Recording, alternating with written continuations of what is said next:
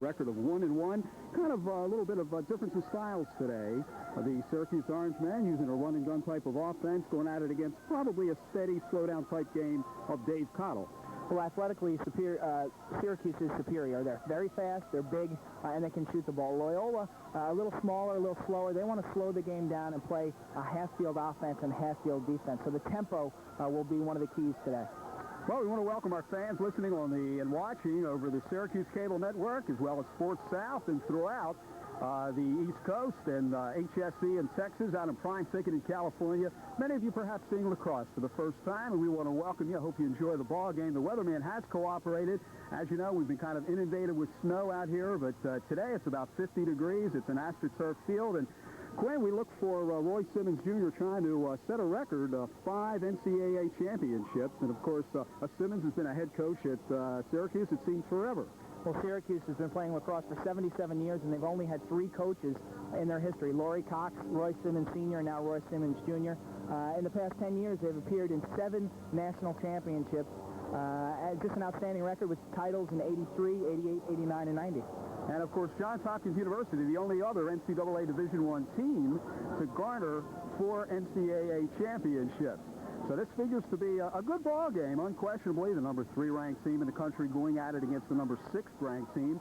Both teams have lost to the North Carolina Tar Heels, and we're going to have the Tar Heels going at it against Johns Hopkins in a couple weeks. Next week, it'll be UVA out of the Atlantic Coast Conference.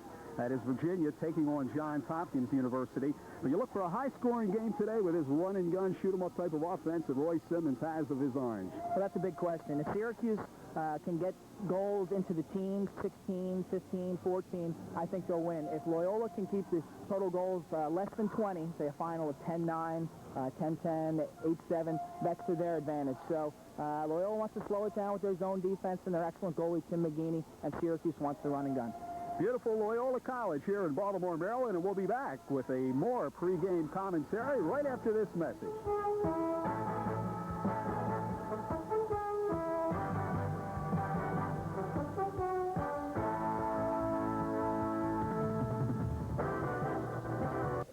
That the Gates love to do, where they come flying from the back of the cage and dive. It's very tough. It's a suicidal and an acrobatic play, but it's often effective. Archer, a veteran player, with a nice goal there. Well, it's shades of the Gate goal that has been documented, flying over the crossbar. That time, Archer just to the right of the pipe. So there's a pensive Roy Simmons Jr., member of the 200-win club and part of a long list of Simmons who have coached at Syracuse, his dad, and he's got a son. Shots on goal now, all of a sudden, 18-17 favoring Loyola. One time, they had an 8-3 edge to the Greyhounds and 12-8 edge, 18-17, and it kind of reflects the territorial dominance that once was the Hounds is now neutralized, and Syracuse coming right back at them. Ebb and flow in this one, the peaks and valleys, momentum favoring the Orange, to say the least, right now. 4 unanswered goals in the second quarter. Here's Colby over to the right side. A lot of patience. There's a shot of the save that time, McGeaney. And now Syracuse picks it up once again. Veteran ball club. Colby with a 360, and he bounces it wide right. Syracuse is attacking his zone in a 1-4-1 set. Archer behind the net, 2 players inside, and 1 player up top, and it's been effective with 4 goals here in the second quarter. Coach Desco made that strategic change at the end of the first quarter. Archer's got Morrissey to the left and Ryder to the right.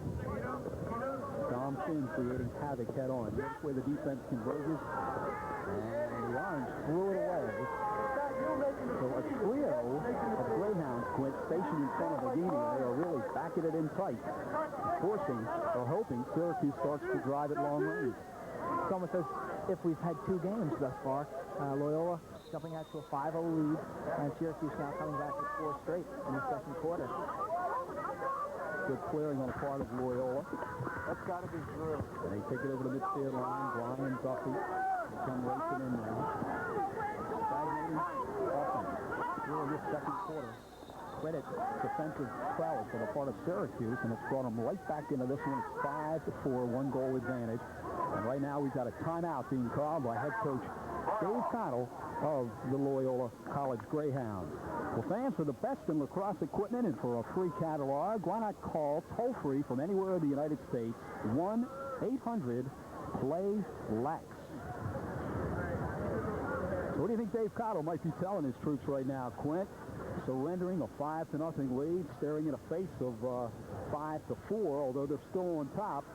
He's got to be worried. You know, all of a sudden, the attack is starting to generate. They're getting some confidence. Lockwood, who hasn't scored yet, you know, he figures to get a few before this game progresses much further.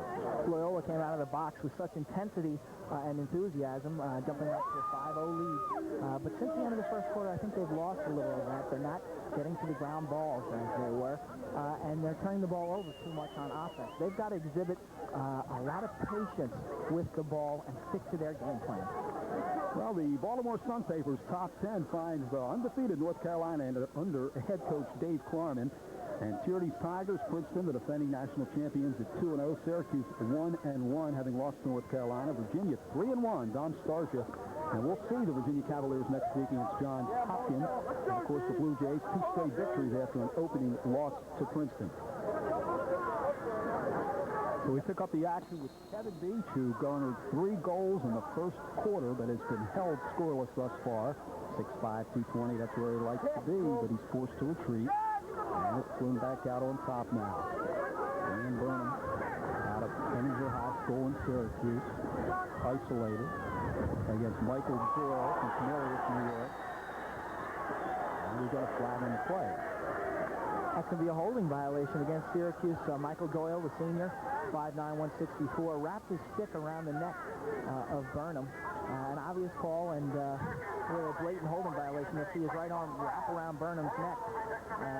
And that's a hold. Any referee would make that call. Now, Loyola, that's the first penalty of this game, Howard. Kind of a surprise. It's been a well-fought physical game, but not many penalties. The referee, Tom Young, for today's game, makes the call. And now Anderson plays off to the right side. You notice where the cordon of defenders are kind of packing it in, head on the Syracuse goaltender. This is Loyola style. They like to slow it up. Spinning off the left side is Radaball. Played back out on top, and it'll be Martin. Martin is 20. Radaball 3. Going at it against the All-American Beardsley. Here's Anderson. Whistles it forward. And plucked out of the air. Easy save. Kind of a forced shot. And now we've got another stoppage in play and another timeout being called. This time, Roy Simmons Jr. of the Syracuse Orangemen puts a stop to the proceedings. In the waning minutes of this one, we've got 2:27 left in this second quarter. It's chill in the air, but it's a standing room only crowd. And they're enjoying all the action as the underdog Greyhounds, tooth and nail, trying to defeat Syracuse for the first time in their history. That was Loyola's first man-up opportunity. Coach Cottle can't be happy with the quality of shot that they got. Anderson took about a 14-yard shot right in the stick of Chris Saran, who caught it and then outletted the ball. A nice defense by Syracuse, but a lack of patience shown there by the Loyola Greyhounds. I want to welcome our many fans listening in on the Empire State Network in upstate New York, as well as Sports South down in Atlanta and the Sunshine Network in Florida. HSE, the Texas Rangers Baseball Network in Southeastern Conference, and Prime Ticket out in California, and Sports South, as we mentioned, and Empire Sports. Everywhere across the country, we want to welcome you, and for those of you in warm weather climate, right here it's about 40 degrees. You got to consider that a heat wave, the type of weather we've had here in New York, New Jersey, Pennsylvania, Maryland corridor, all the way down to Florida for that matter.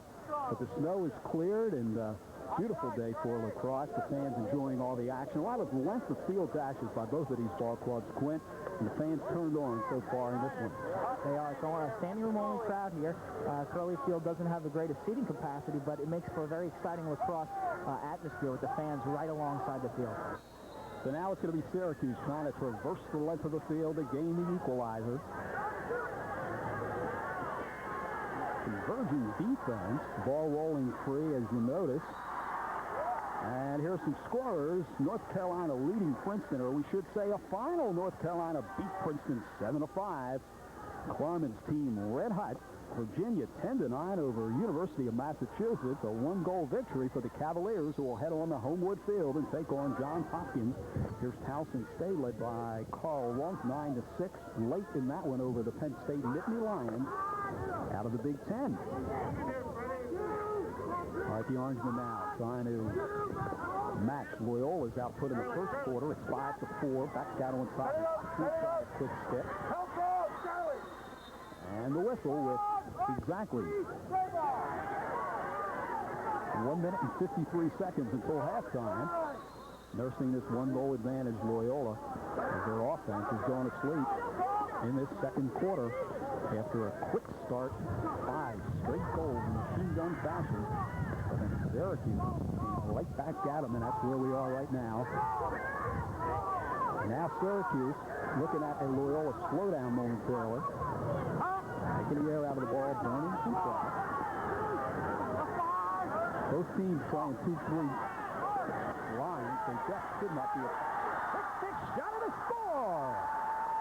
Loyola, the benefactors, picking up a loose ball off of a scramble, and it was propelled goalward by Derek Radabaugh. That puts an end with the Orange 4-goal arsenal, and it's now 6-4 Loyola. Derek Radabaugh, former midfielder, now switched to attack. You'll see the ball come loose here. Radabaugh picks it up and backhands it past their end, and then jumps for joy. It's a garbage goal, but they all count. That will give Loyola a little momentum, perhaps heading into halftime. So just prior to halftime, a psychological goal, as well as one that counts on the scoreboard, and that's the first in this second quarter. It's now 6-4. The All-American Don Simmons. Colsey shaking.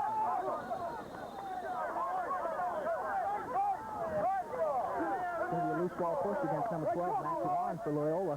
Colsey positioned himself above the ball, and there was really nothing Dwan could do but to bump him from behind. Smart play by Colsey, sophomore. Actually, Colsey and Dwan were high school teammates at Yorktown High School. Doing a 360, racing in. Here's he scores. Ryder did it all. He came clear of the defense and ripped it behind McGeaney, and the Orangemen come right back 10 seconds after Loyola had moved out 6-4. It's now 6-5. Matt Ryder, veteran player, dodging right-handed. You'll see he gains an advantage, gets checked, and bounces the ball between McGeaney's legs. Nice shot there. Watch Ryder take the check. He gets by one guy. The slide will come here. Holds on to the ball, takes the cross-check to the head, and manages to get this shot. It looked like McGeaney was a little screened on that play. Excellent play by Ryder. So at exactly 1 minute remaining in this second quarter, we are dead, or we should say it's 6-5 in favor of Loyola. 5 goals scored by Syracuse in the second quarter, only 1 for the Greyhounds, but they still nurse that 1-goal lead. Syracuse has never led, and they come right back before halftime and trying to gain the equalizer. All right, this is Morrissey. Morrissey main-slinging in. Got it a score! Colsey gains the equalizer, and we're deadlocked at 6. Roy Colsey with the goal. Sophomore out of Yorktown took the feed from Archer behind the net and beat McGeaney. Loyola having some problem now covering the Syracuse attackers in front of the cage, and there's Colsey with the quick stick, and there's nothing McGeaney could do on that one. Colsey, avid weightlifter during the off-season, and even during the season, consistently pumps iron before and after practice. All right, right away, here come the Orange back on the attack. 9 seconds between the 2 goals, and it is now 6-6. Loyola had opened up at 6-4. Clock is winding down, but the Orangemen threatening to take the lead for the first time in this one. Here's Morrissey. For the defenders, as you notice, going in tight, getting it in against McGeaney. Play over to Ryder. Ryder doubled up. The late call coming up. That's going to go against Loyola. It's going to be a holding violation. Ryder was spinning and got tangled with the Loyola defenseman. As time runs out here in the second quarter, which clearly belonged to the Syracuse Orangemen, as they came in facing adversity in a 5-goal deficit. But right now, they've come right back at them to knock the count with 6 goals in this second quarter. And we'll be back with a halftime interview with the athletic director, Joe Boylan of the Loyola.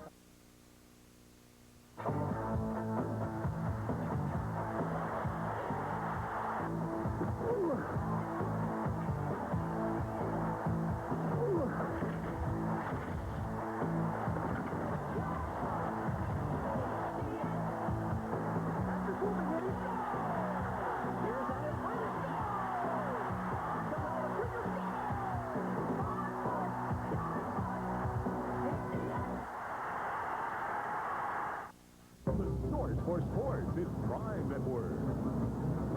Get crunched. Don't miss this ride. Feel the tension. Slam it home. Just dive for it and do a little dance.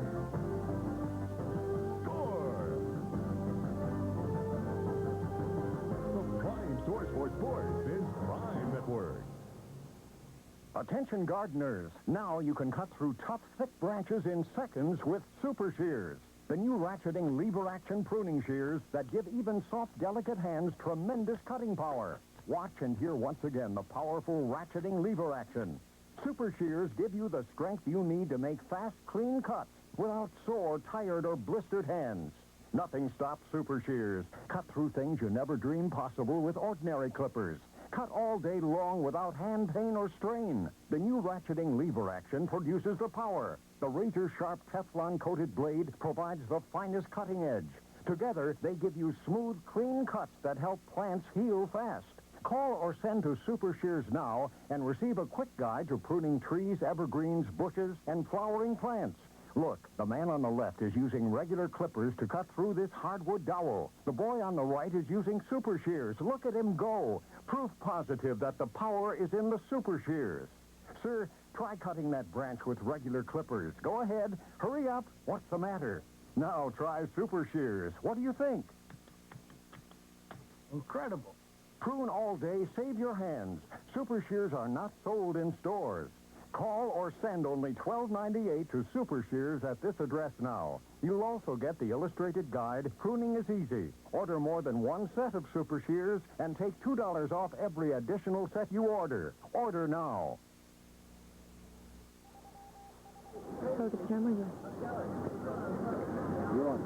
Welcome back, everybody, to Lacrosse 93. Howard Mash, along with Diane Akins, the head coach of Loyola College women's team. And Diane, it's nice for you to come up here on a cold and windy day. And I know that women's lacrosse around the country has really taken off, most notably, of course, in the state of Maryland. And what can you tell us about some of the happenings in the women's game?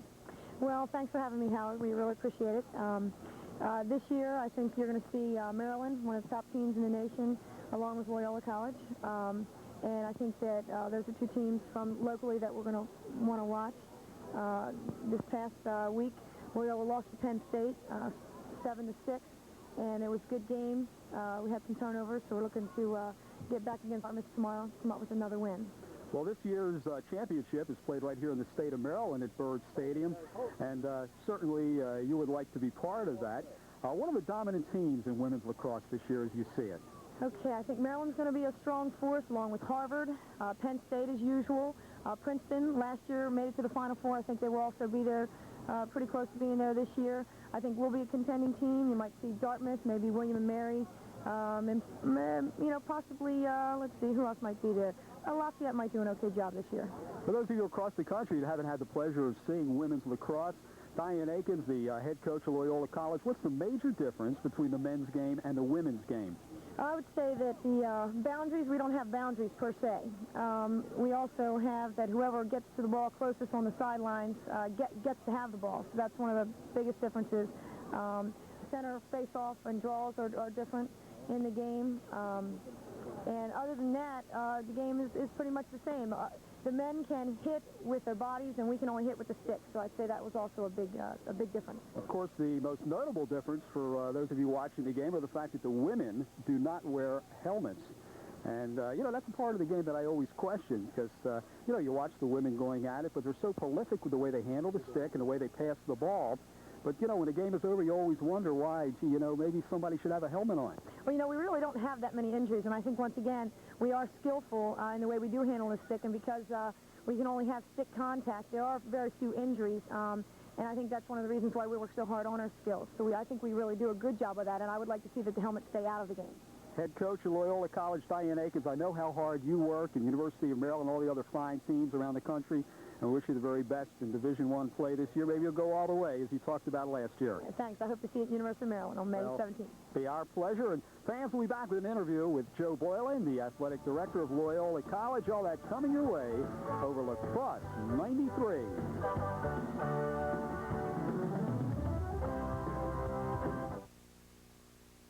Tonight on HTS, the Bullets will try to hold their own against Goof God Michael Jordan.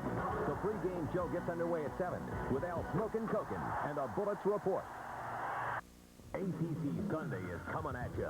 HTS brings you a cavalcade of sports from the hottest conference in the country, the ACC. Be on hand for soccer, basketball, track, swimming, baseball, and lacrosse. HTS is ACC awesome.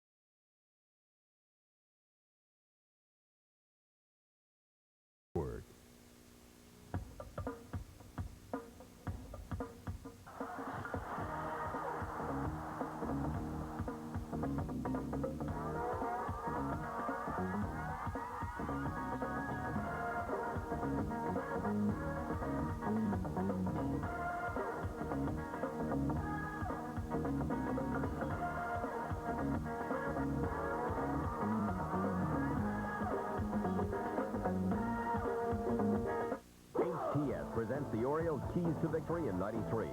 House got a house of clouds. Now hammers on the deep left field. Here's it, goodbye. Devo must be unbelievable. Back goes Devereaux and leads to make the catch. Mussina's got to be the man. Another fastball. He strikes out the side. The O's take on the Reds in exhibition action Wednesday afternoon at 1 on HTS. Spring into action this April on HTS. Beginning Wednesday, April 7th, Orioles baseball is back with 7 games, 7 chances for glory on HTS. And in April, the Caps engage in critical contests with the Rangers, Islanders, and Devils. At stake, the right to play for hockey's holy grail in the Stanley Cup playoffs. Plus, the Bullets fire off their final shots of the season. It's time to spring into action this April on HTS.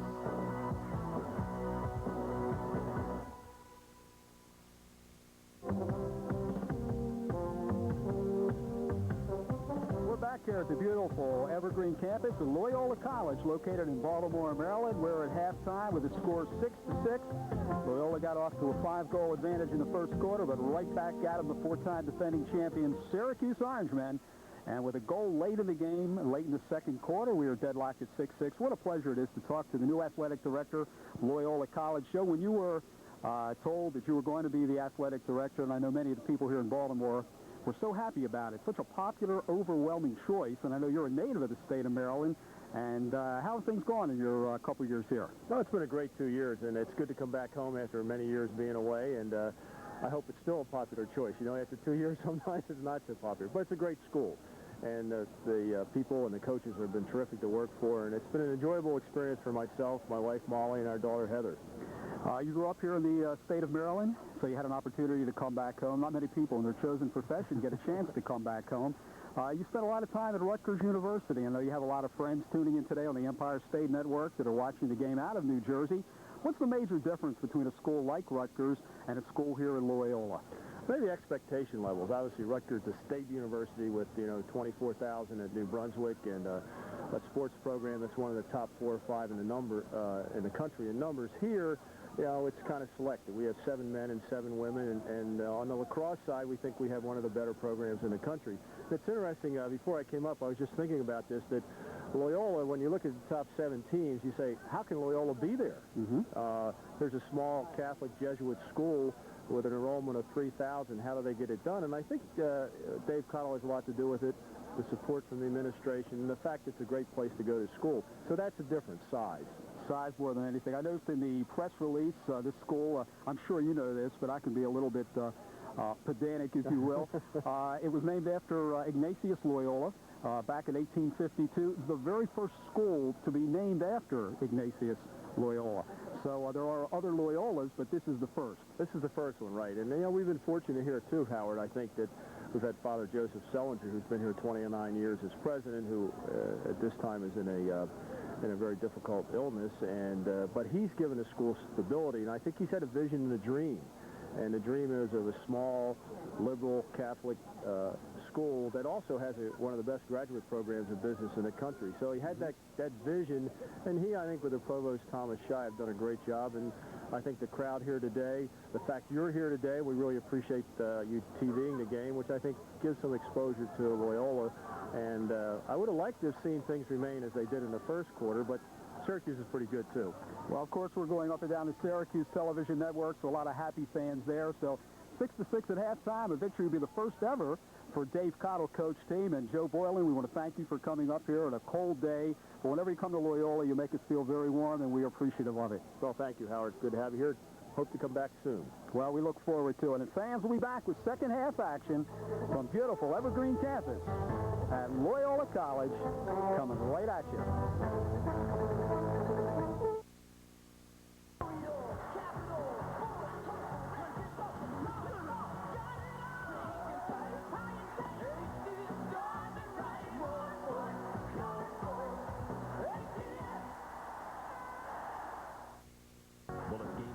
New Jersey derail the Mets run from worst to first.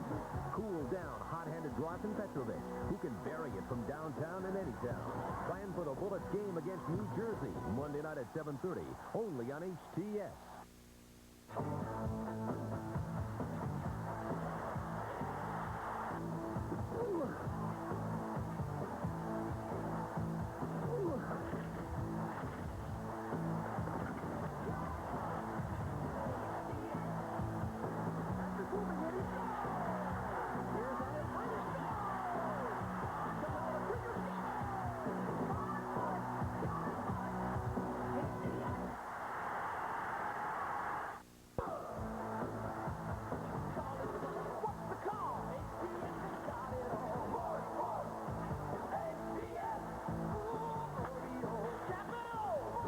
Welcoming you back to Lacrosse 93 from John M. Curley Field on the campus of Loyola College. And let's take a look at the statistics brought to you by Pizza Hut. And the score at halftime, 6-6. Shots on goal even, 20-22, favoring Loyola. In the save department, McGinney has made 9 to Saran 6. Face-offs, 8-6, favoring Syracuse. Ground balls, Loyola with 14-10. Extra man, neither team has scored, and both teams have one penalty infraction. The stats are relatively even. It's really been two different games, though. In the first quarter, Loyola went up 5-0, and then Syracuse came back to score 4 straight goals, and now we're tied at 6. Let's take a look at the highlights. And the first goal of the game scored by the Loyola Greyhounds. Paul Cannabine took a feed from Anderson, high-to-low shot between the legs of Saran, and Loyola led 1-0. And the Greyhounds continue to blister early on in this one. There's Kevin Beach, 6'5", 225 pounds, dodges right-handed, and another low shot by Saran. Loyola led 2-0. Loyola continue to rock the Orange back on their heels early on in this one. There's Beach again on a fast break. Took a feed from Radabaugh, faked Saran twice, and shot the ball over his shoulder, and Loyola was cruising 3-0. But the 4-time defending national champions came right back at them. Sophomore Roy Colsey will take a feed from Archer.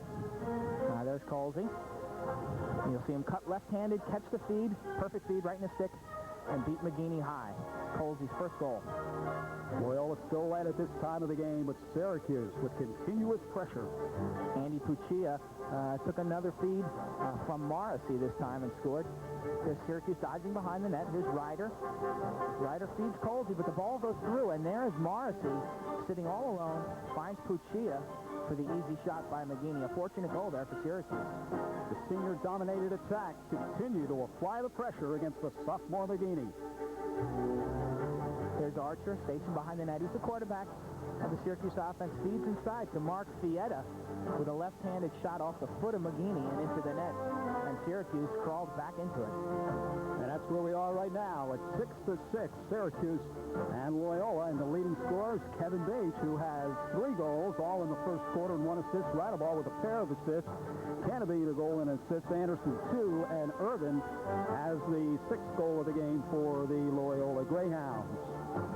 And on the Pizza Hut scoreboard for the Syracuse Orange men, Archer with a goal and a pair of assists, Colsey with a pair of goals, Ryder a goal and an assist, Fietta and Puccia has the remainder, and it's 6-6 as we're back to the action. Syracuse back out on top. Charlie Lockwood! He scores! Lockwood with a long drive. And for the first time in this one, the Syracuse Orangemen are putting the squeeze on the Greyhounds. It's 7-6, Syracuse. Syracuse started the second half a man up because of the holding violation in the first half, and Lockwood shot the ball low. Earlier in the game, he shot it high, and McGinney made a save. But Lockwood, smart player, showing a little variety, and it pays off. The new face-off man out there for the Loyola Greyhounds, Tommy Welsh, out of Calvert Hall in Baltimore. And he goes at it against Feisty. Here's Lockwood once again. They had a man slanting in from the left side. Bettinger, the senior, and it was thrown behind him. Ryder, Archer, and Benninger, the starting attack in midfield. Feisty, Charlie Lockwood, and Andy Cuccia. And defensively, Rick Beardsley, Reggie Thorpe, and Pat Kogerman. Archer already has 4 assists for Syracuse. Every time someone from the Orange scores, that Archer is getting credited with the assist. Here's Canavine. Cross-field pass over to Stan Watts. 6'3", 200-pounder out of Boys Latin in Baltimore. Triggers it for Anderson. Now the Greyhounds set up trailing for the first time in this one. Rat a ball back out to Canavine. Shot hits the pipe and goes in. A score! Loyola grabs the equalizer right back at him. And it's 7-up here at John M. Curley Field on the campus of Loyola College. Big goal by Loyola. Canavine initiated this game with a goal.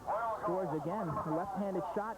He has excellent form on the shots. Now watch this. If you're a young lacrosse player, watch how he catches it, shoots straight overhand, and it's tough to make that save. Canavine, his second goal. A big goal for Loyola now to tie the score at 7.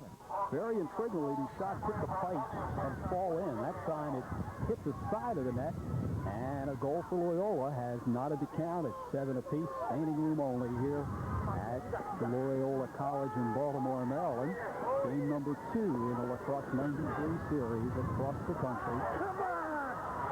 Opportunity on a fast break. The senior.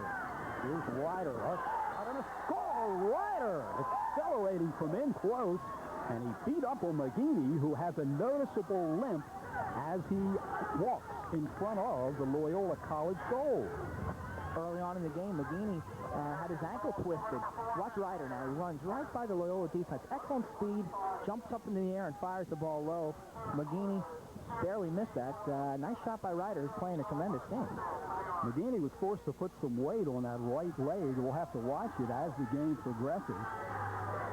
A freshman, he made All-American honors last year, and now as a sophomore, looking for a repeat performance. The Orange getting possession. Here's Lockwood. You got to watch the run and gun. Back out on top. And that shot is just wide. Syracuse starting to get a lot of action off of the face-off, which is not a good sign for Loyola. Right back to Hounds down by 1. It's their largest deficit. Here's Halliday for Radaball. There's Radaball out of Boys Latin in Baltimore, Maryland. Boys Latin coached by Bobby Schreiber, high school legend as a coach. Back out on top, here's Anderson, and Anderson looked to pull the trigger. Good defense by Syracuse, starting to play both ends of the field with tremendous proficiency at this stage of the game. And now they've got the lead and the ball, 8-7. Lockwood, a spinning move and a low ground-hugging drive, but just wide left to the net, and they will maintain possession. Roy Simmons Jr.'s Orangemen out of Syracuse, New York. Lockwood's not afraid to shoot. He averages nearly 6 shots per game. And wears number 22 on a dare from head coach Roy Simmons. That was Gallagher's number when he played for Syracuse. So Loyola, a little sloppy on their passing. They can ill afford it at any time of the game, and certainly the benefactors of Syracuse Orangemen. What a pleasure it is, Quinn, over the last years when we've had the opportunity to go to the Carrier Dome. And the way we're treated up there, the sports information director and the athletic director, Jake Crossamel, all doing such a magnificent job. Always a pleasure to spend time. Bill Strickland and his fine group. All right, behind the nets now the Orange. Standing in, shot. Saves made. Tremendous quickness by McGinney. And he just did get his stick up there. McGinney is a tremendous competitor. He had 27 saves last year when these two teams met. in Syracuse's 13-5 victory. Scramble for the loose ball. The All-American Beardsley. And it's still loose. Line of midfield. And Colsey's got it. We talked about the quickness. Colsey comes racing out and dislodges. All-important possession. These two highly potent offenses. Archie looking for somebody slanting in. He's quarterbacking from behind. And to his left is Jim Morrissey. And they've been working the slant from head on. That time Finn tries for it. Colsey picks it up once again, but we've got a stoppage in play. That's going to be a pushing violation against Derek Radabaugh. Beardsley established position on the line, and Radabaugh gave him a shove from behind. Beardsley stepped off sides, but he was pushed, so Syracuse will control. Syracuse really dominating now with the time of possession. They've won the last 7 faceoffs. 8-7 the Irons, leading in this one for the second time that they've had the lead, and 1 goal has been their largest margin. All right, just off of the right side now. This is Archer out of Nottingham High School in Syracuse. And behind the net, Sittinger, mansplaining in. Finn shot, score! Quick stick shot. And that's been the game of Simmons Orangemen as they have taken it from behind, going to the goal, and a quick stick shot, 2 in a row, and the Orange move out 9-7 in this third quarter, 11:02, as Dom Finn at 5'8" is the trigger man. Great pass. Watch the accuracy on this pass from Bettinger. Hits Finn right in the stick, and he just volleys the ball over McGeeney's shoulder. Excellent pass by Bettinger, the Lynbrook High School native, played for Larry Glenn's in high school, and Finn gets on the board after a relatively quiet first half. So the Orangemen now doing noble work off the face-off. And here's Burnham. And you know Loyola's got to get it cracking here. You cannot allow the Orange to open up with their speed and quickness. And here's Loyola down by 2. Standing room only crowd here at the beautiful Evergreen campus. Racing in, out on top, shot just wide. Picked up again, a shot and a score! Opportunistic Derek Radabaugh with his second goal in this one. And Loyola comes right back at him to trail by 1. Derek Radabaugh, stationed behind the net, will catch the shot fired off cage. No one slid to him, so he decided to come around the cage. You'll see it now. It's Burnham with the shot, misses the net, but there's Radabaugh, stationed behind the net, gathers the rebound, comes in, and shoots it low. Nifty play by Radabaugh, formerly a midfielder, now switched to attack. A very versatile player. He can shoot, he can feed, and he can run. He just loves the sport of lacrosse. Virginia victorious today will provide the opposition at Homewood Field next week as Johns Hopkins University will take on the Cavaliers. But right now, all eyes are riveted here on this fun and curly field at Loyola College as the Greyhounds trailing by 1. Laid out now, Kevin Beach had 3 goals in the first quarter. 6'5", 220-pounder out of Mount St. Joseph's High School in Baltimore, Maryland. And he looks the bull. That's his game, obviously, with that size. Good defensive work by Pat Kugavin out of Penn Yan Academy in Penn Yan, New York.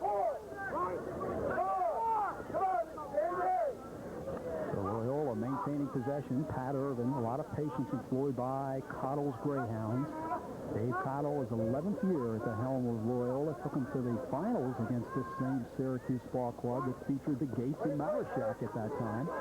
All right, here's Anderson. Anderson has a poke, dislodge it, and we got a whistle. That's going to be a loose ball hold against Syracuse. Andy Puccia really tripped or pushed Anderson, but the ref thought it was a hold, and Loyola will maintain possession. That's a judgment call, and Loyola maintains possession. Here's Dan Burnham, 5'9", 160, out of Henninger High School in Syracuse. As they work the weave from head on, this is Catabine, Rondecoit High School out of Rochester. That's defensively by Finn. 1 goal advantage for the Iron. Spinning move, shot wide. Kind of forced him long range. It wasn't a bad shot. Burnham really could have caught Saran off guard with that, but Loyola didn't have anyone backing up the net. Saran was closest to it when it went out of bounds. So Syracuse will clear the ball. Pat Kugavin plays it over the midfield line. And there's Lockwood with that 22 emblazoned on that Syracuse uniform, worn for many years. By Gary Gates, give and go, and a pass is behind. And now for the Orange Express twice. And 4-on-3, Cannabine up to the right side, but behind Irvin, a well-designed play, and we've got a stoppage. Whistle blown by the referee, Tom Young. It's going to be a slashing violation against Syracuse.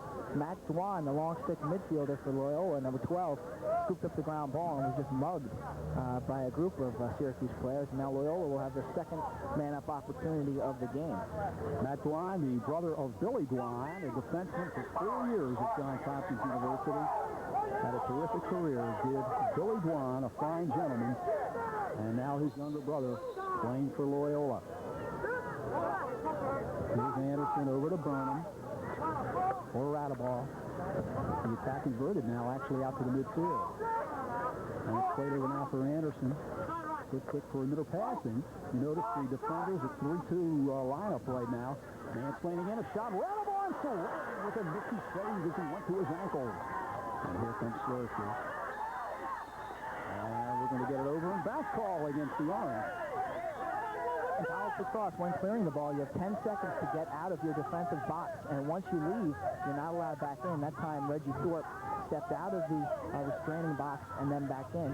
So Loyola will control here, and they're still up in there. NCAA Division I lacrosse, the best in the country, coming your way all over the country. Loyola enjoying all the action. All right, looking for the equalizer. Loyola played over to Burnham. This is Anderson, former basketball player here at Loyola. A lot of patience with shifting defense. Here's Burnham. Gives it up to Radaball. Radaball's got Beach. Shot just wide. Beach found himself all alone and perhaps could have moved right in on Saran. That's one point, Howard. He had time and room. He didn't realize it and rushed the shot. He should have stepped up with his right hand and increased his angle, and he would have had a goal. Sean Heffernan, who played out at the Lady High School. So Loyola with all the pressure right now. And both sides are equal strength. Racing into Mark Pieta. So Loyola trying to gain the equalizer right now. With the wind howling, facing this potent defense.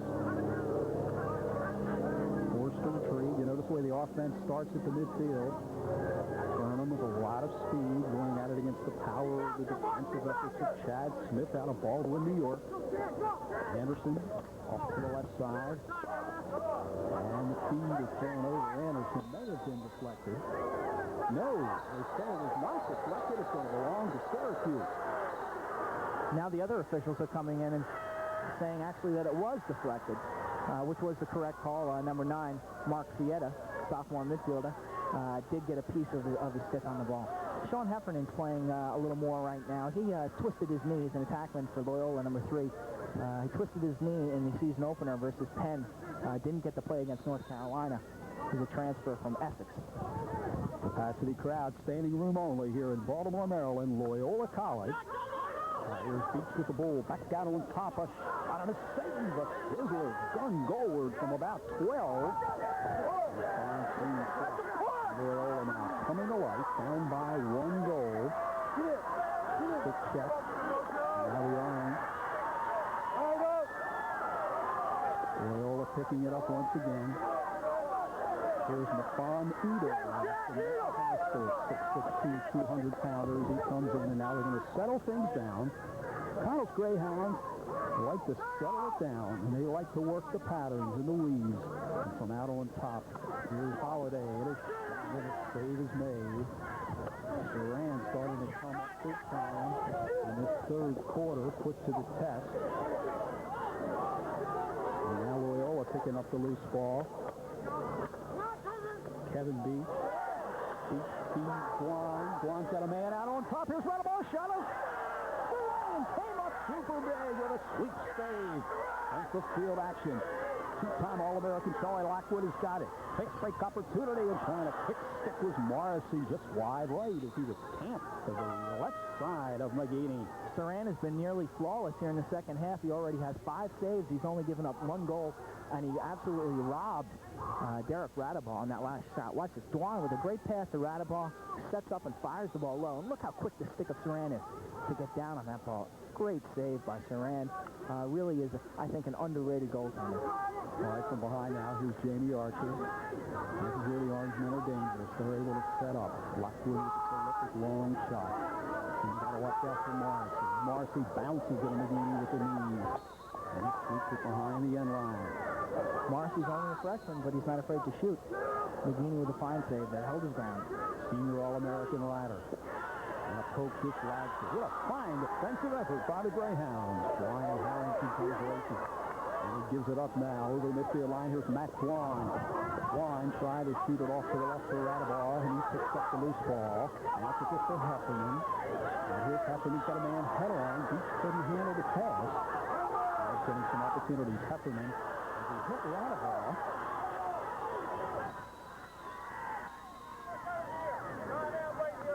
Now we get a timeout at Syracuse. Veteran head coach Roy Simmons Jr. knows he's in a battle in this one from John M. Curley Field with a score. Syracuse 9, Loyola 8 will be coming back at you. As 14 members of the Orangemen are in the Lacrosse Hall of Fame, and I would figure with a tremendous tradition at Syracuse, and of course their head coach Roy Simmons, a recent inductee, as was his dad, Roy Simmons Sr., and right now, head coach Dave Connell has decided to call a timeout. Very unusual, back-to-back timeouts, first by the venerable veteran Roy Simmons. Take a look now at Jim Brown playing with a wooden stick, Quint. That's before your time. What a player he was. Last summer, I had the opportunity to talk to Roy Simmons Jr. about Jim Brown, and he said that Jim Brown had a problem that he used to break his wooden stick so often. He was so strong, and he used to be the face-off center midi, that he'd often crack his sticks and play with a broken stick. So with both teams huddled around their respective coaches, Roy Simmons Jr. and Dave Cottle, the upstart head coach of the Loyola Greyhounds. Winning strategy. We'll see how it all comes out right after this. When in Baltimore, stop by the historic Mount Washington Tavern in the heart of Mount Washington for the best feed in town. So following the timeout, Rick Beardsley, the defenseman. He comes in, takes a return feed, a nifty behind-the-back shot. It's a Hall of Fame shot if it goes in. Loyola trailing by only 1 goal. Capacity crowd. 5-on-4 Loyola racing. Here's Anderson. What a fine defensive check.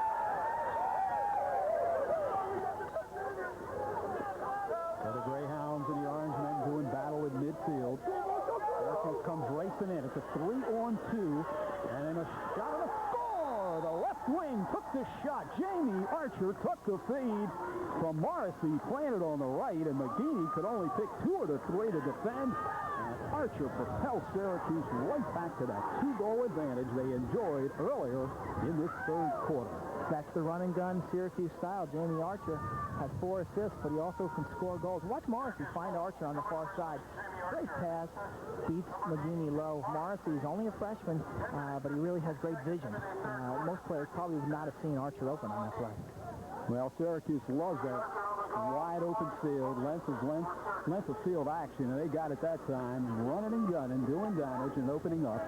Matching the longest lead in this one. And here's Loyola trying to come right back at him as Radabaugh quarterbacking from behind. Over to Dan Vernon out of Henninger High School, producing so many fine lacrosse players through the years. Also, Wes Genesee out of Syracuse. Right from behind now, Kevin Beach, who scored 3 goals in the first quarter and helped scoreless ever since. The leading scorer, back out on top. And Burnham winds it up and he scores! A bullet from 12, and it's 9-8 Syracuse as the Greyhounds won't let the Orange away. Well, Dan Burnham only had 6 goals last season, but already this year he's got 2 goals and 4 assists. So watch Beach now will find Burnham all alone, and Burnham from about 15 yards lowers his stick for a worm burner. That's a low shot that goes between the legs of Saran. Saran did not get his stick down on that one. Burnham's a key this year for Loyola. Coach Cottle said that he'll be an important aspect in this team's success, and you can see he plays both offense, defense, and faces off. Bruce Baxco is out there now. 6'2", 190 out of Farmingdale High School out on Long Island. And Loyola is able to gain possession. 4-on-3, racing in quickly. They're going to settle it down as Pat Irvin and Fuchsia. And now Feisty picks them up. They're going to clear the side, trying to use superior speed. And coming in to take the feed. With good defense by Beardsley. Here's right a ball on a shot. Oh, and a save, but going into the goal mouth area. Tell you, Loyola really had it humming in close. And a whistle's the only thing that stopped them. Freshman Brian Vasco had a great opportunity there, but didn't really catch it and fire it. He pushed it towards Saran, and as we've seen, Saran is excellent on those low shots. There's a technical foul against Syracuse, and Loyola's going to have a man advantage for 30 seconds. Saran is keeping Syracuse in this game right now. Loyola College in Baltimore, Maryland, given the favored Orangemen, four-time national champions. All they want and more in this one is 10-9 score midway in the third quarter. Arnham's the middleman. He's got Beach.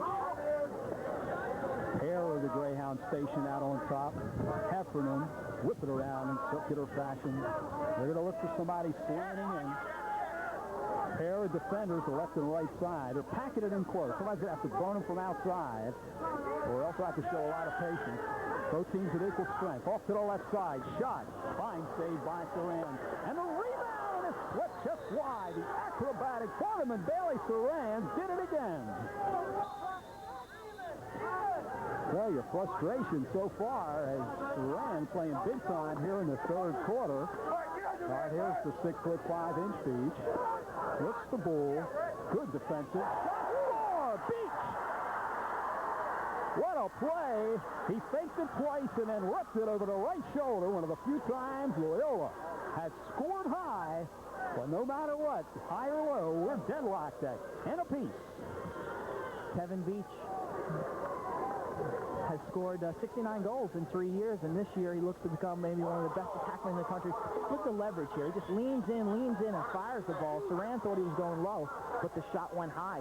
You can see Saran guess low there, and Beach made him pay for it. 10-10. Fast break opportunity. This is where the Orange is so dangerous. Good defensive effort. Ball is loose.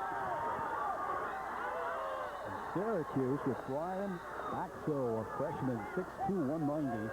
And a stoppage in play. Interference call against Loyola on the clear. When one of your teammates scoops the ball, you may not hit your opponent, and that time Loyola was interfering. Off the left side, one-on-one, a shot! He cut down the angle. And that time, Jim Morris, freshman, 5'11", out of New York. But the Orange with on the pressure. Thin, threatened sideline, so they double up. To go loose the thin. Falls down. Foxco with tremendous double team along with Steve Bettinger. And here come the Hounds trying to regain the lead on the Orangemen. And they threw it away. Pressing defense on the part of Syracuse, and Bettinger with one of his few misplays today, the senior out of Lynbrook High in Hewlett, New York. You could hear the intensity of that check. Our on-the-field mic picked it up. These players really love to throw that lumber, and it's legal if you hit the stick or the bottom hand. All right, Syracuse now will try to clear. And it's played off of the right side. Here's Ryder. Notice how quickly Syracuse gets in the transition. This is Steve Bettinger. Played over now for Jamie Archer. Good quick perimeter passing. Senior dominated attack. Doing the damage here. 10-10. Here's a shot. Sitting Nagini. Somehow Archer was able to split the defense. They chase it to the end line, and the closest man to it was a Greyhound, and now Loyola will try to traverse the length of the field with 44 seconds remaining in this third quarter. There will be no ties in the event we are deadlocked at the end of regulation. We will go into a sudden death. All right, here's Radabaugh. He's in tandem with Irvin.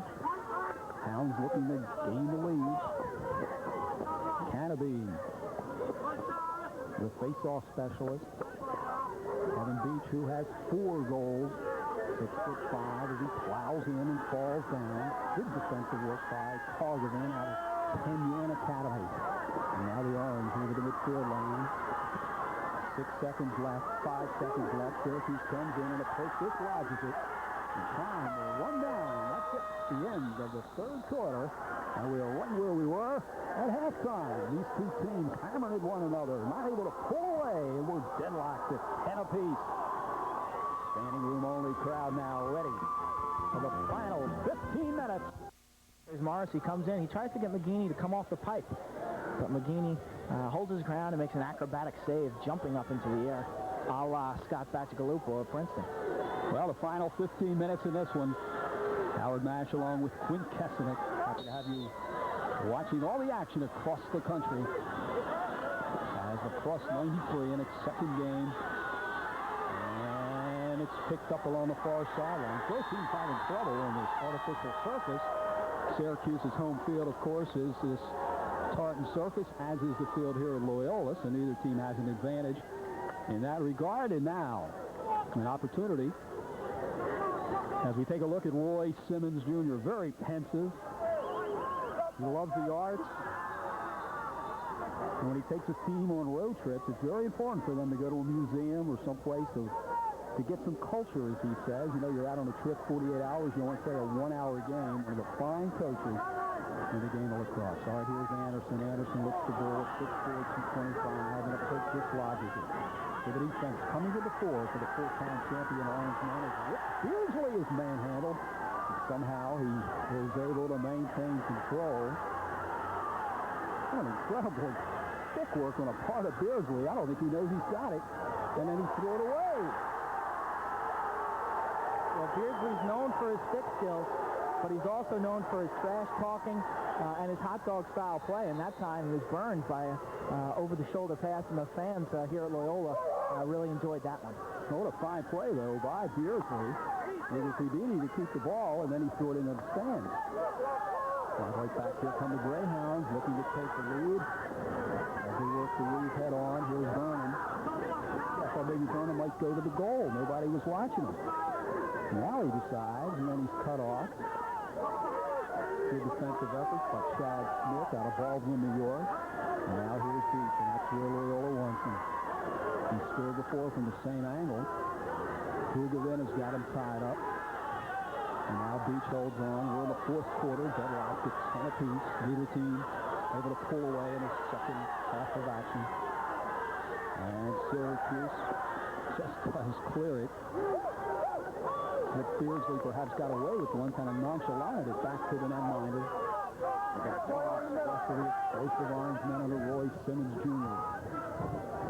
Surprisingly, deadlocked by the upstart Loyola Greyhounds, ranked number 6 early on this season. Both teams have tasted defeat at the hands of number 1 ranked North Carolina Tar Heels, victorious again today were the Tar Heels under Dave Foreman. So they'll hold on to that number 1 ranking. And now the Orange looking to pull away. They've never trailed in this second half. Pair of Orange stationed behind the net and a sidewinding drive. Lockwood with a gun. Lockwood picks it up. Oh, what a fine defensive play, and a flag come a flying, and we've got a whistle and a stoppage of the action. Billy Wilson, defenseman from Loyola, was manhandled on that last play, and it's going to be a holding violation, so Loyola will go up a man for 30 seconds. There's Wilson, who appears to be minorly shaken up on the play. McGeaney made a nice stop in that last series on a Lockwood drive from about 18 yards. Not the smartest shot by Lockwood. McGeaney's going to make that save the majority of the time. Loyola having difficulties clearing the ball because Syracuse is such a hustling team. Classy performance by both of these fine universities. A cleanly played game thus far. Highest caliber of sportsmanship, but that's the way it is every time we see Syracuse go at it, and of course Loyola through the years. Right off to the left, you notice where the cordon of defenders are surrounding Saran, the last line of defense. We're deadlocked at 10. For gold producer, that's number 24 Beach, played off to the left side. Picked up, shot, took the ball. Heffernan gathered in the loose ball, and now Burnham lets it go across the near sidelines, and Loyola will have possession. 11:57 left in the fourth quarter. We're tied at 10 apiece, and now they say it will be Syracuse ball. I don't know about that call. I thought it was a shot by Heffernan that Saran might have gotten a piece of. It looked like he made a little kick save, and therefore Burnham at least thought it was a shot, and he was closest to it when it went out. All right, here's Dom Finn now. Three of the Greyhounds try to converge. Nifty feed finds Reggie Thorpe out of Elbridge, New York. And here comes the Orange Express racing in. Freshman seen a lot of time. Jim Morrissey out of New York. For Colton. Outside of Morrissey, it is a senior-dominated team, a veteran team, overcoming a 5-goal deficit. Archer in tandem behind as he works with Benninger. Mansplaining in, quick stick shot, and a save is made. McGeaney not out of the woods yet.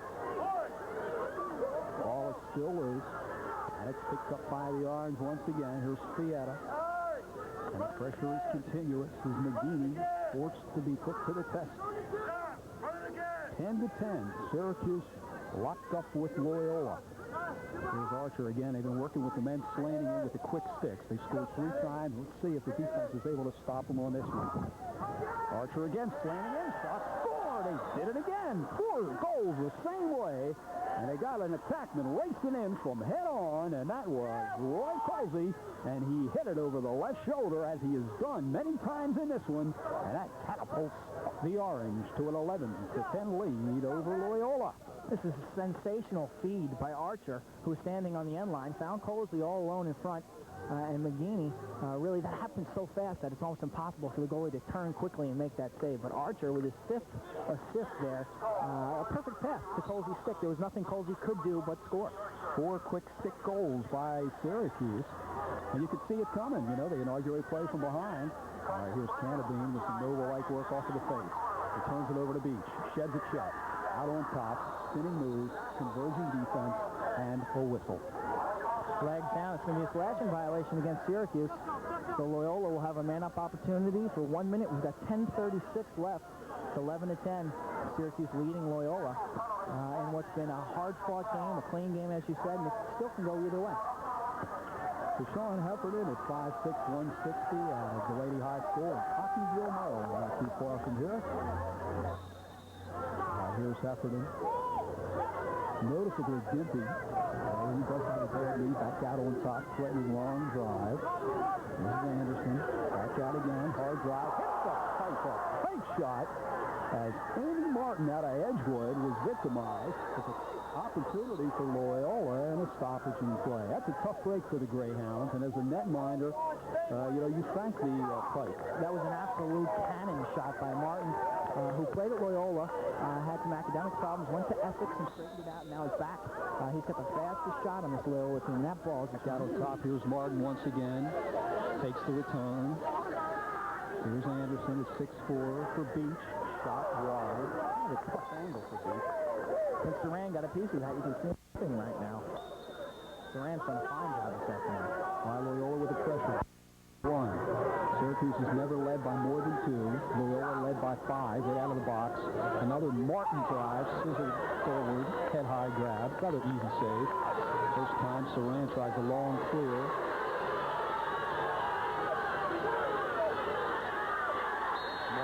Doing battle. And the ball is awarded to Loyola. Along the far sidelines, capacity crowd enjoying all the action here in the Evergreen campus of Loyola College, nestled in Baltimore, Maryland. Dan Burnham with a hustling play. Burnham's an interesting story. He grew up in the shadows of the Carrier Dome, and in fact was a ball boy for Coach Simmons when he was little. And now plays for Loyola. So the Greyhounds now enjoying this settled offense. That's what Dave Cottle likes. They take the air out of the ball at every opportunity. Here's Burnham. Notice the contrast. Loyola starts from out on top. Syracuse likes to inaugurate play from behind. Burnham now working to weave with Martin. Quick acceleration. Looks to get leverage. Shot saved. Saran goes to his knees. The long rebound comes out to Anderson. A lot of size out there for Cottle's Hounds right now. Beach at 6'5". Got a man slamming in. Shot. Score! What a shot! Martin off shoulder ties it at 11. Martin off shoulder ties it at 11. Andy Martin with a behind-the-back shot. Took the feed from Beach. And we're tied up at 11. What an acrobatic goal by Martin. Here's the feed. Now watch him. He could have shot it normal, but shoots it left-handed behind his back. And Saran is frozen for the goal. A great shot by Martin, and does a little jig. Well, I got to tell you, the last time I saw that was when Marichak did it for the Orange this past playoff season. And fans, we are deadlocked at 11. 8:55 left. Chill in the air here in Baltimore. But just watch this one. This will warm you up big time. Yes, fans, it did snow here. About 29 inches. Let's take a look at the stats here for Tim McGeaney. He tied a Loyola record for saves with 27 versus Syracuse in 1992. He was the shell-shock goaltender, has made 16 saves today, many of them acrobatic, as has Saran. So the netminders for both of these fine universities have sparkled for their respective schools. All right, the all-important face-off, deadlocked at 11 apiece. Here's Canavine. Canavine doing battle. And Burnham picks up the ball for the homestanding Greyhounds. Number 6 ranked team in the country. And the Hounds are fortunate to maintain possession. So Burnham, who has been the quarterback out of Henninger High in Syracuse, met defensively now by Finn as they clear the side for Burnham. Loyola's trying to dodge against the short sticks of Syracuse, the midfielders, and now you can see Burnham isolating from behind against the midfielder, Dom Finn. All right, full head of steam now. Forced to retreat. 11-11. 8-14 and counting. There's Burnham. Watch him spin real quick as they retreat. Good defense back there. Tell you, the Orange not only can fill it up, but they can play the big time. A delayed call coming up against Syracuse. So here's Loyola's Anderson. He'll use his size. The bull shot just wide. And now we'll see what the infraction is. It's called by the referee, Tommy Young. It's going to be a cross-check hold against Dom Finn, the Syracuse midfielder.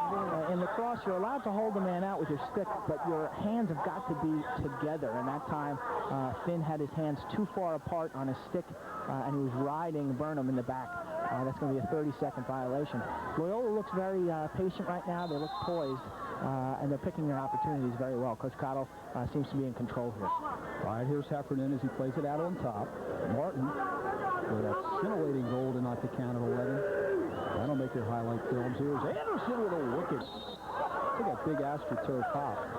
Whistle just beyond the stick of Surin. And here comes Heffernan now out of Essex Community College, Delaney High School in Baltimore. And the Greyhounds, here's Beach with 4 goals. Play day, Anderson. Important possession. Burnham with a shot at a save was made, and that time Heffernan looked to screen as he jumped over the ground ball. So Saran, although it appeared easy, made a fine play. Here's a long clear, and it's intercepted by Loyola. Picked up by Archer. 2-on-1 is a man all alone out on top of shot and a score! What a play!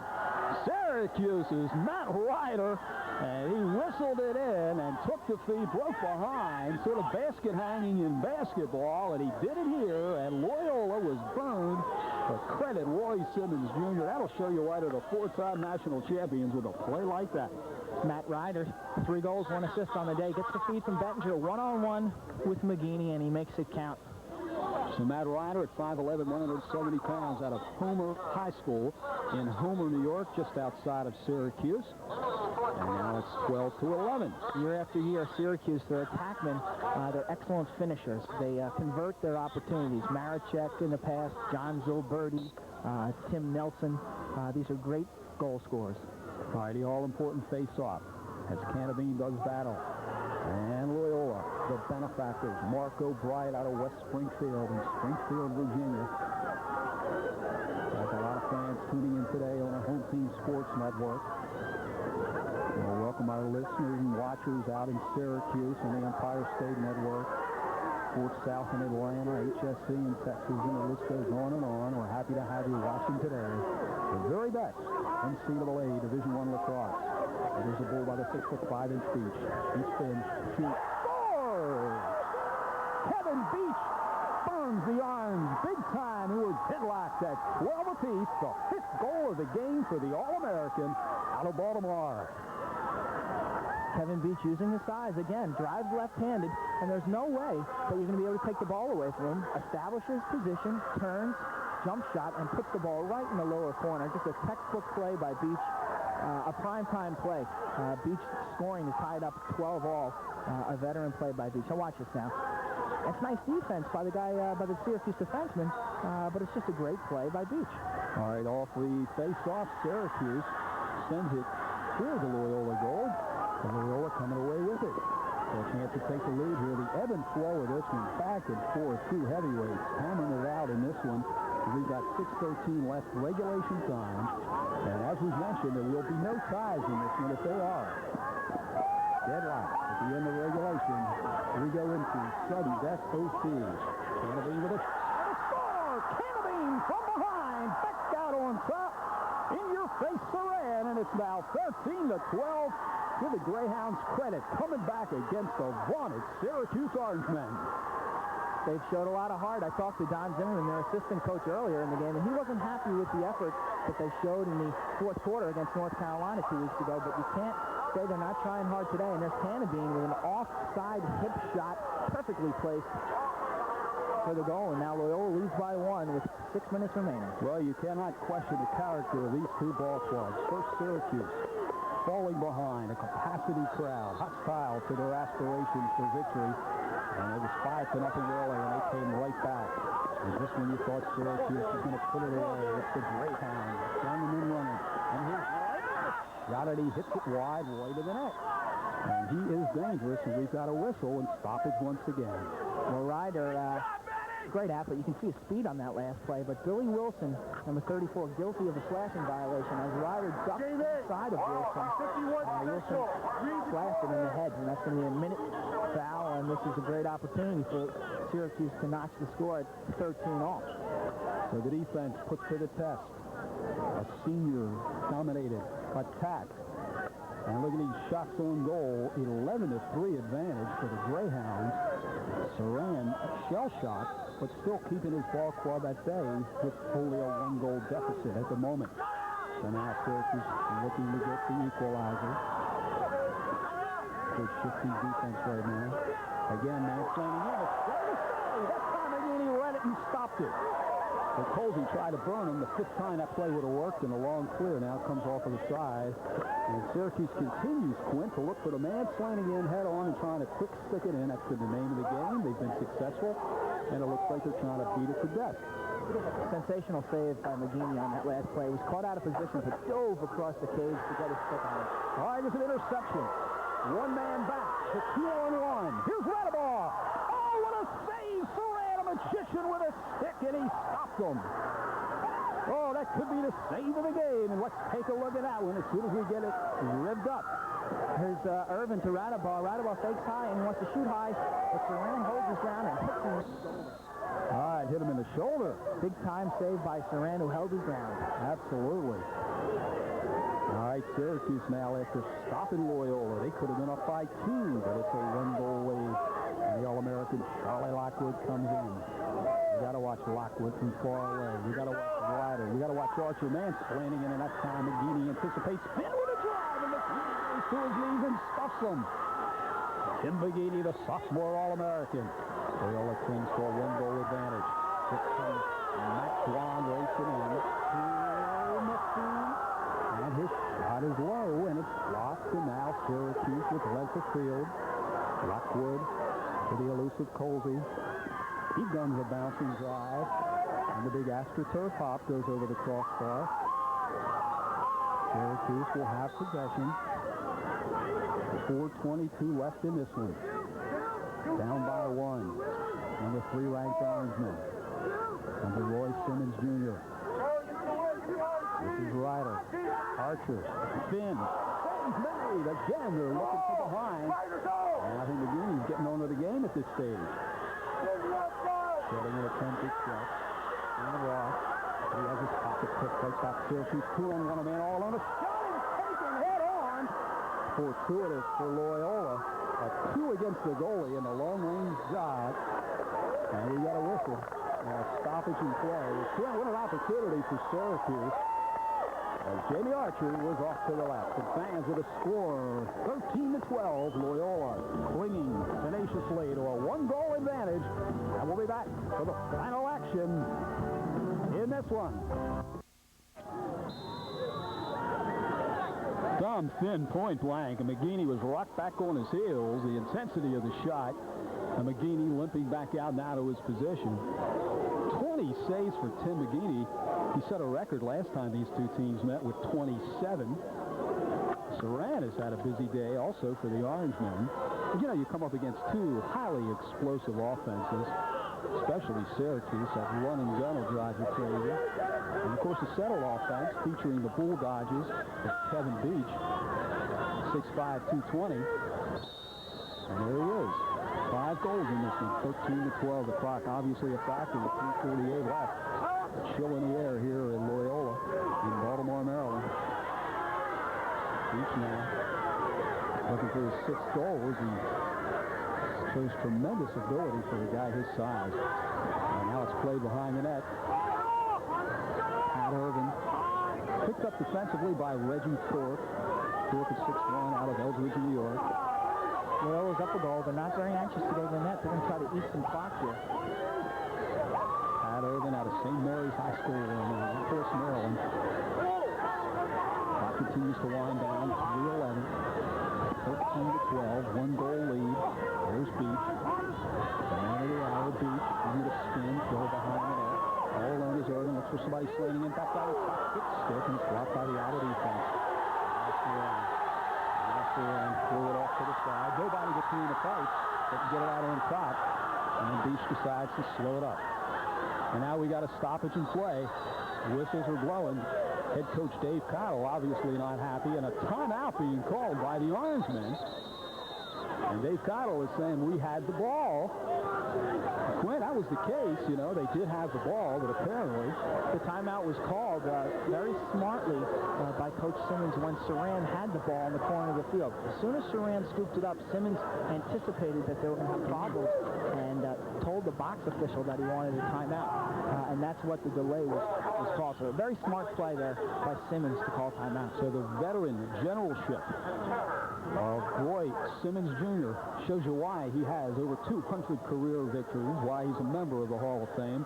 And Syracuse will have the all-important possession, and they'll have to go the length of the field against Loyola as it's 13-12. Loyola, the biggest lead the Greyhounds have had in this second half has been this 1-goal margin.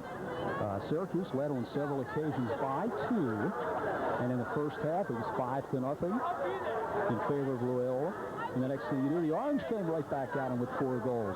The fans next week will be down at Homewood Field on the campus of Johns Hopkins University as the Atlantic Coast Conference Virginia Cavaliers and their first-year head coach Don Starsia take on Tony Seaman's Blue Jays. And for the fans that are looking in from Florida or that area, that's snow. It did snow here at the East Coast, but the field has been cleared, and this actually is probably the nicest day that we've had in Baltimore. About 10 days, I would say. Yeah, relatively, this is a warm day. After the snow, the temperatures dropped into the 20s, and that's why the big piles of snow still exist. Well, we come short of saying that we're having a heat wave, but I'll tell you what, the fans watching this one certainly have been warmed up to the action. 13-12, and it's going to be Rick Beardsley out of Lakeland High School in Cape Coral, Florida, as he will put it in play just off to the left now of Saran. So we'll have to watch the clock. 2:51. There will be no ties in NCAA Division I lacrosse. We go to sudden death. And now Reggie Thorpe has got it as he races over the midfield line. Down by a goal now, Syracuse. Trying to knock the count and in tandem. You got to watch that veteran attack unit of Archer and Whiter and Bettinger. Here's Archer. And out on top and is stuffed by McGeaney. They went to the slant head-on once again. And that time McGeaney read it. And on the far sideline, knocked off for one of the Greyhounds. Appeared to go off of the leg of Jason Foley, the sophomore, 6'1", 200-pounder out of Yorktown Heights. And now the Orange with the ball. 2:24 remaining. Archer kind of forced that last pass in the fin. He wasn't open. Loyola is going to give up the outside shot. They're very conscious right now of the players inside. All right, here's Ryder. Ryder's quick as he goes out against Billy Wilson, 6'3", 200 pounds. Up to the left side. Bittinger looks for Quinn, picked up by Ryder. Oh, what a play. And that time, Ryder blisters the twine over the left shoulder of McGeaney. And it's 13-13 with 2:01 left in this one. Watch the accuracy of the shot. Ryder did not have much space between McGeaney and the pipe, but he scored his 4th goal there. Kind of a garbage goal. Watch Bettinger feeds in. The ball comes through, and fortuitous hop right into the stick of Ryder, who beats McGeaney. Oh, right over his shoulder. McGeaney just missed that by an inch. Here it is again. Ryder shooting the ball right away to tie the score here at 13. Sizzler by Ryder from in close, in the 5'11", 170-pound senior out of Homer High School, just outside of Syracuse, New York. And now an all-important face. Here's Feisey. It's Loyola coming away with it as Canabine races in off of the right side. Clock at 1:43. Pair of fives doing battle now. There's Canabine, a lot of action head on. And Canabine had a toke in a stoppage in play, and we've got an infraction. Holding violation against Andy Puccio, senior midi for Syracuse. Guilty of holding with the free hand. A lot of times in lacrosse, when players do Indian checks with the one hand, they wrap the stick around the player and they grab the back of the jersey with their hand, and Puccio guilty. Loyola tied up. This is an excellent opportunity for them to take the lead here with a man-up opportunity for 30 seconds. Standing room only capacity crowd here at the Evergreen campus of Loyola College in Baltimore, Maryland. Howard Nash along with Quint Testament. Welcome you to lacrosse 93, the final minute and 33. We are deadlocked at 13. Syracuse packing it in defensively. And now the Greyhounds in no hurry as they throw it around counterclockwise fashion. Try to work it to the open man. And they're going to be sure of this one. Here's Heffernan. Back out on top at a weak shot. Picked up on a short hop. Over to Beach. Wide right of the net. And it's going to be awarded to the Greyhounds. And once again, this is Burnham. He's got 1:07 left in regulation time. 4 seconds left in the foul. Now here's Beach, who has garnered 5 today. Back out on top. That's Burnham. Over to Martin. Taking a return feed. All 13 at equal strength. All important possession. Clock winding down. 49 seconds. The Heffernan picks up the loose ball. And now we've got the whistle. And head coach Dave Cottle in his 11th year at the helm of the Greyhounds now puts a stoppage to the action. 48 seconds left, regulation time. Cottle remembering 1990 when the Orange put the squeeze on the Greyhounds in the national championship would like no better than to come away with this one with a victory. Loyola has never defeated Syracuse. Last year's game wasn't very close, 13-5, and the Greyhounds have a shot after the Orange. This game reminds me of last year's national championship game, Howard, where Princeton took an early lead against Syracuse. They battled back, and they went toe-to-toe in the 4th quarter, and this game has been the same. With Loyola initiating the scoring, they were up 5-0, and we were tied at half. And since then, it's been equal. Well, they're huddled around now, Roy Simmons. Let's take a look at some of the action just off of the right and now out on top. These two teams, of course, going for every ground ball, every loose ball, magnified in importance. Sean Heffernan coming up with a big-time scoop off of the ground, enabling Loyola to have possession following this timeout. So if we take a look at a pattern of Dave Cottle, we're going to look for Loyola to hold on to the ball out at the top of the box with Dan Burnham, who's been the quarterback throughout this entire game, and they're going to look for Beach perhaps to roll off to the right side, maybe do the bull dives and look for his 6th goal, which perhaps could be the winning goal as we are deadlocked at 13 apiece in 48 seconds. And it's capacity, standing room only crowd here at Loyola College, this beautiful campus here in Evergreen in Baltimore, Maryland. And we're back to the action. And here's the 6'5", 220-pound All-American out of Mount St. Joseph's High School in Baltimore, Maryland. And we're going to clear the side. He's going to go against Pat Krugerman at 6'1", 215 out of Penn Yan Academy. Clock winding down, 34 seconds. Look for him to make his move with about 10 seconds. And there's Beach holding on. Clock continues to wind. A lot of action. And slinging it out on top. Anderson had trouble with the feed. Beach picks it up once again. 17 seconds, and Beach has it taken away. Clock winding down. And here's Syracuse now trying to maneuver over the midfield line. Chad Smith has got it. Clock at 8. Smith has got it with 7. With 6 as he falls down. It's kicked up into the air. Clock winding. 3 seconds. It's loose out on top. And that's going to do it. The end of regulation time. Syracuse, four-time national champions, and the upstart Loyola College Greyhounds going head-to-head, and we're deadlocked at 13 apiece. And we're going to go into a sudden death overtime. It'll be a 5-minute period, and in the event they don't score, we go to another one. So, Quinn, do you have any plans for next Wednesday? What they do have to worry about is this game being called on account of darkness. Now, the lights here will be turned on in the case that this game continues to run. Well, what a great fourth quarter. Emotional intensity exhibited by both teams. Tremendous goal play. Chris Saran coming up big, and McGeaney made 4 or 5 spectacular saves there in the fourth quarter.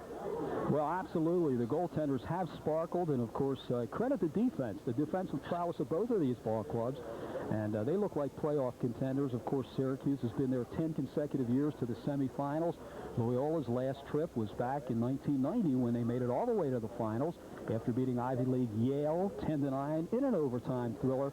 And that was the game that saw the Greyhounds then go in against Syracuse. But they were obviously outmanned. Syracuse had the Gates and they had Marichak. But they got a senior started attack, Archer, Wider, Bettinger, and yet this young Greyhound team has more than been equal to the task today. They've impressed me. Played with a lot of poise and a lot of patience.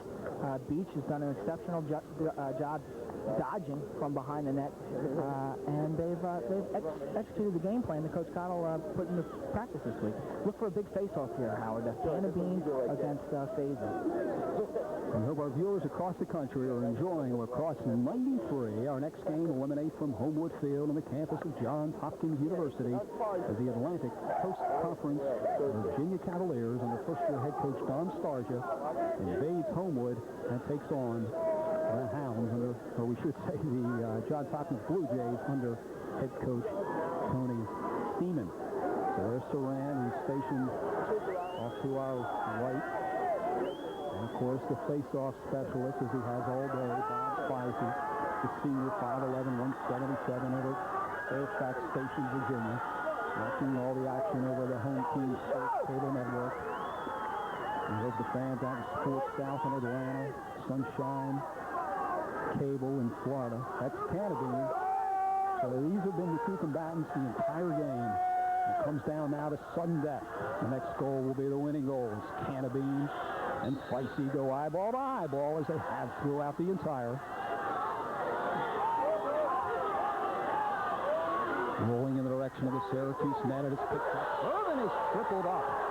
And it's played back to Saran. Bodies continue to fly. Oh, what a vicious check.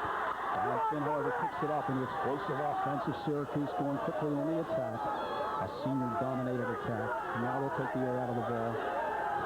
And a pair of the arms behind the net. Here's Archer over to Ryder. And a man slanting in a shot of a save. McGeaney comes up super big time in overtime. The Syracuse bench erupted in joy, but prematurely. If you look at that scoreboard, and it's still says 13-13, as the Hounds come racing in on Syracuse. And it's length of field, and a whistle, and a stoppage in play. Dave Cottle with the timeout. And Loyola will control. Great save by McGeaney. Jumped up into the air and got a piece of his body. I don't think he got a stick on the ball, but he deflected with it, the ball with either his shoulder or his elbow. And Howard, you were right. The entire Syracuse bench, you'll see them jump up. Here's Ryder catching the ball from Archer. Looks inside, and he'll find the open man on a left-handed cut. That's Finn, who catches it. Great athleticism there by Finn, and McGeaney lunges high and makes the save. That would have been it. Sudden death overtime. Spectacular save by the sophomore goaltender Tim McGeaney. He earned All-American mention honors as a freshman, so he figures to get better and better every year. And he made a scintillating game-saving save, and the Greyhounds now huddled around Dave Cottle. Very few of this capacity crowd have left standing room. They're ringing it all around the field here at the Evergreen campus of Loyola College in Baltimore, Maryland. Look for Loyola to try to get the ball into the hands of Kevin Beach. He's got 5 goals and is unstoppable at times. If Beach is shut off, they will try to dodge against the short stick midfield of Syracuse. They're looking for a mismatch. And right now, both teams, I'm sure Coach Deska, the assistant coach at Syracuse, is telling their defense to play as a team and help each other out. So right now, Loyola trying to hand Syracuse the first defeat ever when these two teams have met. It's the 5th meeting, as Dave Cottle has never beaten the Roy Simmons coach team. And we're deadlocked at 3:13 left in this first overtime. It is sudden death. And for all intent and purposes, it looked as if Syracuse had the victory. And the glee turned to doom when McGeeney came up big time, and now Syracuse put to the test defensively. And here's Beach off to the right side. All right, Anderson breaks out of the pack, and he takes the feed. A lot of congestion head on. And now it's going to be Anderson. He's looked over defensively. 5-2-3, step 2-3, right? And he shoots it wide. Well, that time the defenseman fell down. A tremendous opportunity for Loyola. But the ball was fired wide. Here's Burnham. And stands to the corner. He rolls it out to Cantabine. Intelligent play. Cantabine unencumbered. And here's Cantabine. Oh, what a defensive effort. And that was Chad Smith. And Loyola regaining. Back and forth, two heavyweights doing battle here at Evergreen. I'm going to tell you. And now the Greyhounds with an opportunity. 2:28 left. Sudden death overtime. We're deadlocked at 13 apiece in lacrosse 93. They clear for the 5-time goal scorer. Here's Beach. Pass from Mussolini. Shot and score! A score! Loyola upset Syracuse 14-13. And a mobbing the goaltender up to the right side as the Loyola College Greyhounds, for the first time in history, have defeated the vaunted 4th-time champion Syracuse Orangemen in overtime, 14-13. And the fans, as you notice, running out on the field. You'd think this was a championship game, but for Loyola and their followers, it is to upend Syracuse University. Kevin Beach with his 6th goal of the game. For the final in overtime, Loyola 14. Well, a lot of you had the opportunity to see the game last week, and some of you had talked to us about the fact that, gee, we really would like to see the last goal, the winning goal that propelled Syracuse for their first victory ever over the Syracuse Orangemen. And here we go right now with Kevin Beach. And, Quinn, you want to tell us what happened in this one? Well, all day, Beach was successfully dodging from behind the net, and here he drives up left-handed against Kugavin, gets inside position, and Kugavin goes over his head. He falls down, the ball rolls loose, and you'll see Beach backhand the ball right there past Saran. And the fans at Curly Field just went absolutely crazy. Well, jubilation, the first time in the history of the Greyhounds, the first time a Dave Cottle coach team has ever defeated Roy Simmons Jr. Syracuse Orangemen. But, you know, you got the feeling the Orangemen certainly are not finished this year by a long shot. They came from behind 5-0. It was deadlocked, and one of the first overtime games that we've had in some time. And the crowd really turned on at beautiful Curly Field. And we'll be back. We're talking with Dave Cottle, the head coach of Loyola College. Dave, you're coming off perhaps the biggest win of your career, having upset Syracuse in overtime 14-13 before pretty much a national audience. You know, we had the opportunity to talk to Roy Simmons Jr., and his biggest hope was to get off to a fast start. But you more than neutralized that. Did you have any special game plan that saw you get off to that quick start and force Syracuse to play catch-up? Well, you always have a game plan going into a contest like Syracuse. We felt if we could win face-offs, then we could control the tempo of the game. And early in the first quarter, we won quite a few face-offs, which allowed us to set the tempo and hold the ball a little bit. And once we held the ball a little bit, they became very impatient early offensively. Well, you got off to that quick 5-goal lead. Your first 3 goals, Kevin Beach pretty much was the catalyst to get you cooking early on. Was that your game plan, to try to isolate, let him bull dodge? Yeah, it was. We got some goals early off of some rides, some loose balls, and Kevin was at the end of the play and finished it. Another opportunity we scored early is when a midi inverted behind. He slid from Kevin and he stepped down and scored. So when Kevin gets off early, he has a lot of confidence, and he winds up having some of his better games when he scores early in the first quarter. So yes, that was very important to us, Harry. Paul Cantabine, your face-off man, you had to be real pleased with his work. His work and his effort. We asked a lot of Paul. He's playing on the first midfield. He's facing off. He's on the field an awful lot, and Paul gave us a fantastic effort. It appeared to us that Tim McGeeney might have got gotten hurt somewhere in the second quarter. He went down on that right ankle. Was this a concern to you as the game progressed? Yeah, I didn't really realize during the one timeout Timmy wound up getting his ankle taped, and it's a concern this week coming up because he hasn't practiced as of yet. So yeah, he played injured, but that kid's a real competitor and he's a warrior, and he had an outstanding game. Syracuse, obviously under Roy Simmons Jr., trying to beat you from behind with the men slanting in head on. What did you do to neutralize that offensive thrust? Well, we probably didn't do anything. We probably should have. What we tried to do is eliminate their out-top guys from Dodge, and we felt that was the real key to their team. They made some adjustments, and their inside middies, Roy Colsey and Dom Finn, did a good job cutting. Probably played them again. There would be some things we could have done. I don't think we did a great job of making an adjustment in the zone. Tremendous crowd, one of the largest ever at Curley Field. How did the guys feel after the game? Well, they felt like they accomplished something. You know, we told them at halftime they had 30 minutes of lacrosse for a lifetime of memories, and no one will ever be able to take that game away from them. Now we'll find out if we handled adversity and we won after a loss, and we'll find out how we can handle success this week. Masterful game plan provided by Dave Cottle, going at it against the coaching genius of Roy Simmons Jr.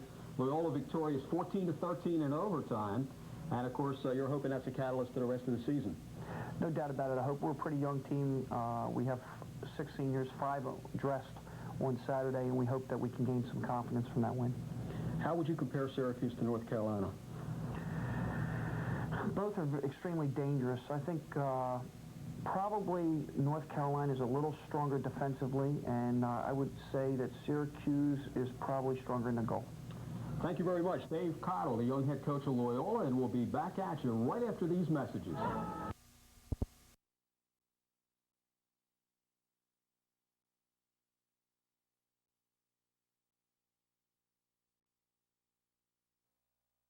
Here's how to order.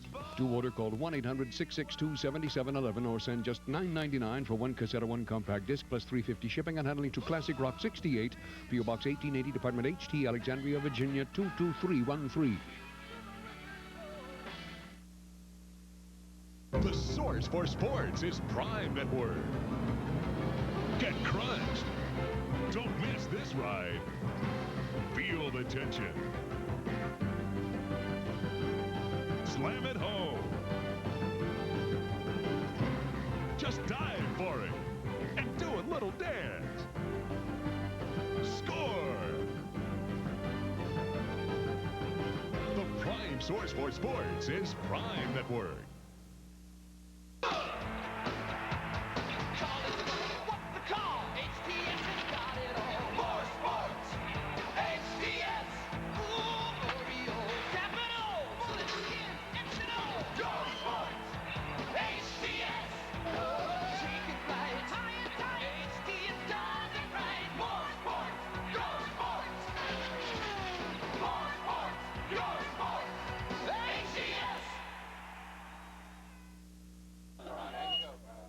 Welcome back, everybody, to Homewood Field of the campus of Johns Hopkins University. Howard Nash along with Quinn Kesenick. And let's take a look at some of the highlights in the first half of action. Here's Tormaro, who's a midfielder dodging from behind the net. Does the standard inside roll, switches hands to his right hand, comes in, and scores on the freshman Marcus. That put Princeton up by the score of 1-0. We're going to take a look now at another Princeton goal scored by Conklin. Conklin is the third attackman for Princeton right there. Princeton has a man-up opportunity. They're zipping the ball around, and you'll see Buttles will take an outside shot here, and the rebound will just be goosed in by Conklin right there. So that was a rebound goal. After Princeton opened up an early 4-1 lead, the Jays came right back at them, starting with David Townsend, his first of 2 goals. This is a pretty goal. It's a behind-the-back shot on the assist from Picola, and watch Townsend here, twisting 360. Beating Bacigalupo. Tremendous goal. Leading goal producer in 1992 took off right where he left off last year. Reardon got the Jays. Another one. Reardon started the first period a little slow, but he's having a fine game so far. 37 goals last year, and we see why here. He just catches it left-handed and fires it low. Impossible for the goalie to make that save. David Townsend, perhaps the least heralded of the attack trio, as he further implements the Jays' offense.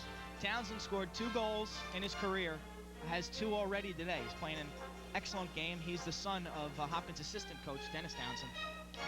And it was Terry Reardon who got the 4th of 4 straight for the Jays. Reardon his 2nd goal in this 1993 season. Reardon using his superior size. He's 6'4", 200 pounds. You'll see him take the checks, and he just bowls his way in. Shooting low again. Terry likes to finish the ball up. So in a game of peaks and valleys, the Jays run 4 in a row. Open up their longest lead at 7-5, but the defending national champions refusing to wilt here at historic Homewood Field on the campus of Johns Hopkins University come right back at them, and we're deadlocked at 7 apiece. And taking a look at the saves, 6-5 on Princeton. The face-offs, perhaps the biggest inequity here, is Johns Hopkins leading 12 out of 16 face-offs. And take a look at the ground balls, where the Jays also have been supreme, 28-15 over the Princeton Tigers. Jays also have 7 penalties to only 1 for Princeton, and we're underway in this second half. Princeton another 15 seconds working with the extra man. Deadlocked at 7 apiece.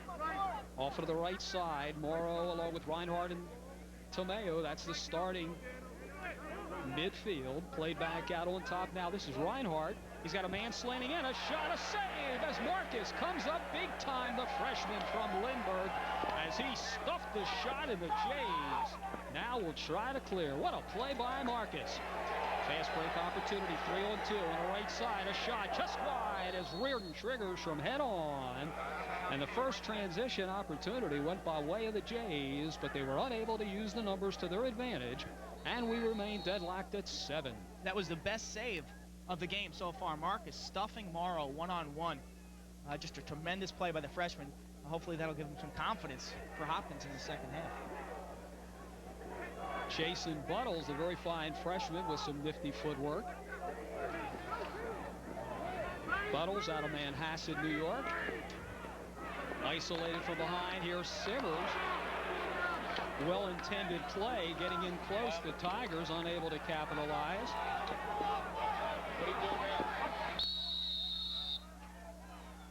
And the Tigers are the benefactors, the defending national champions under head coach Bill Tierney. The first team other than Syracuse, North Carolina, and Hopkins to garner a national championship in the last 17 years.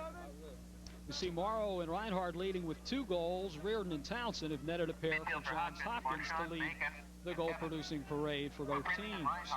Last year, Hopkins had a problem with fatigue, and late in the game they tired because they relied on so few players. This year, there seems to be that Coach Seaman is rotating more players in the game, and this could prove